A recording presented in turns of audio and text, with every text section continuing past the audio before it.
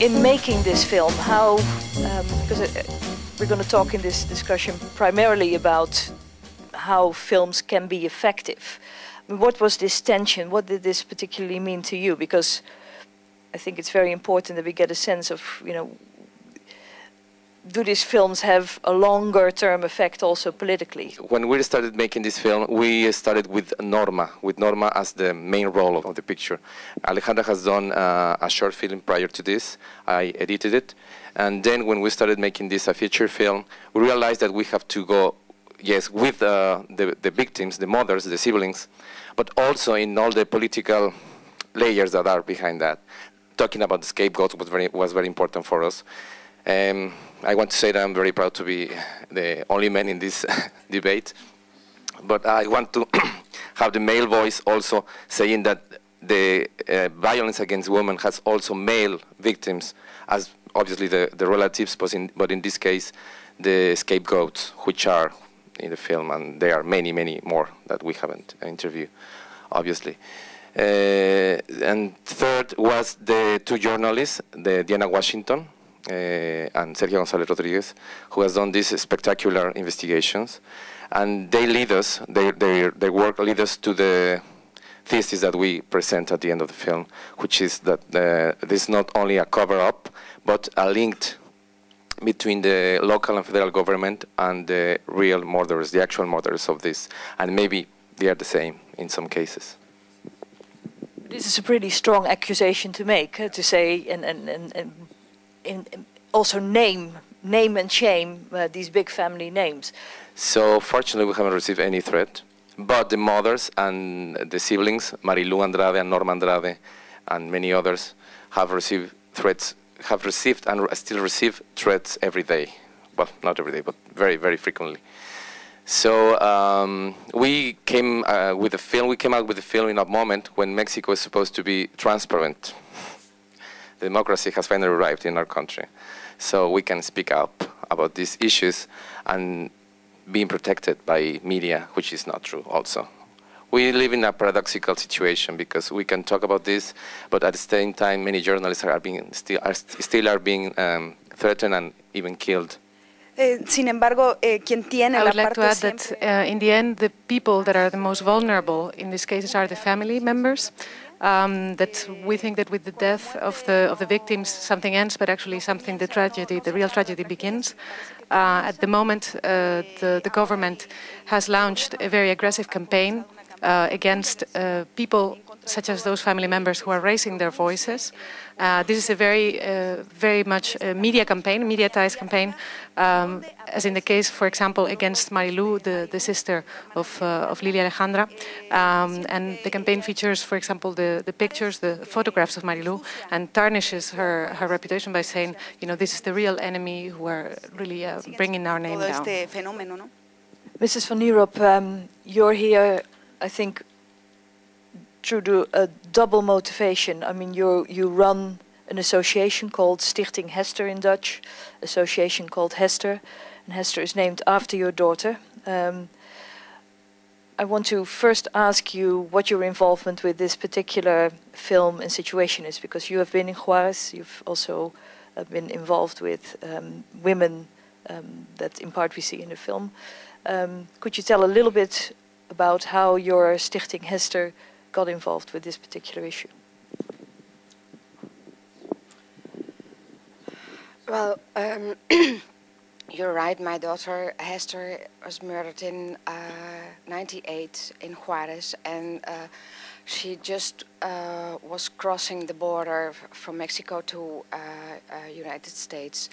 She had finished her study architecture, and she was on the wrong place at the wrong moment, I thought.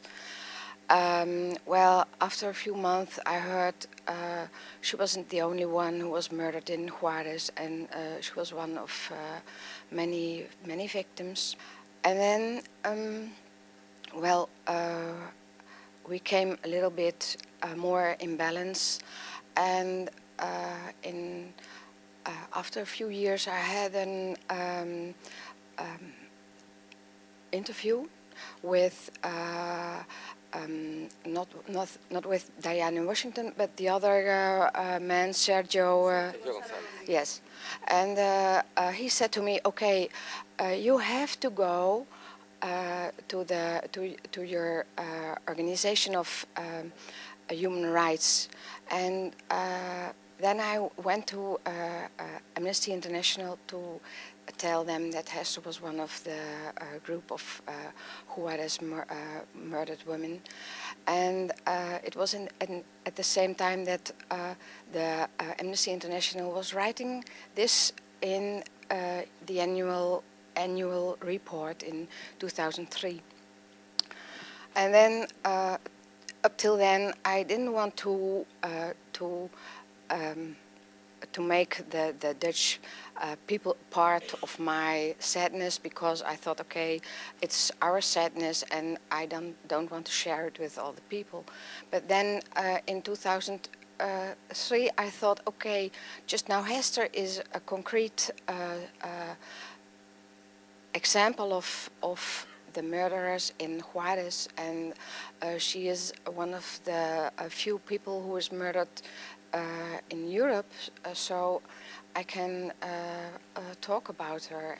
I thought, okay, I better can start shouting in Holland for my.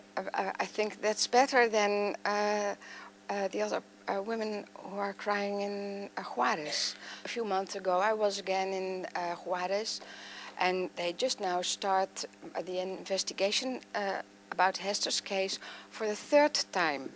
Well, I don't think.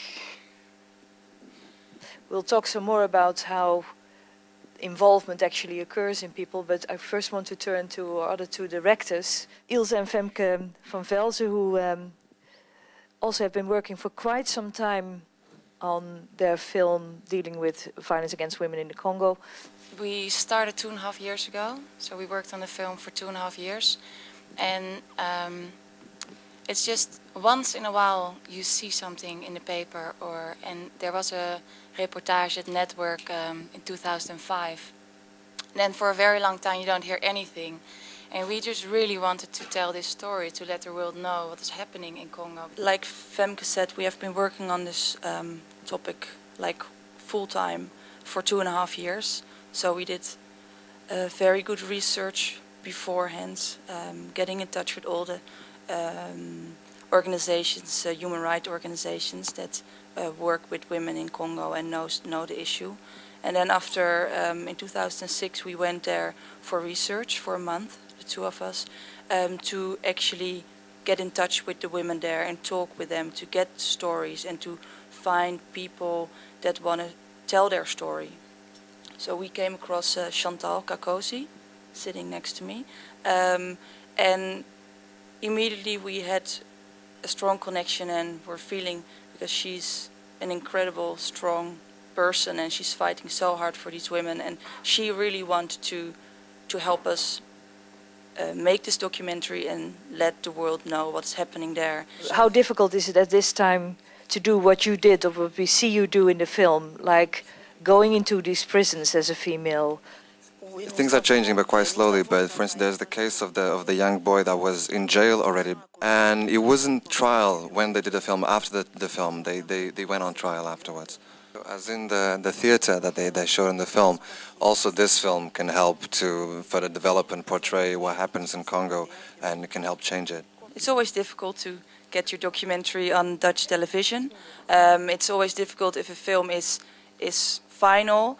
It's difficult for them to still fit it in their like little profile. So it's a wait and see. They have seen it, so we are still waiting for a broadcast, a TV station to broadcast it.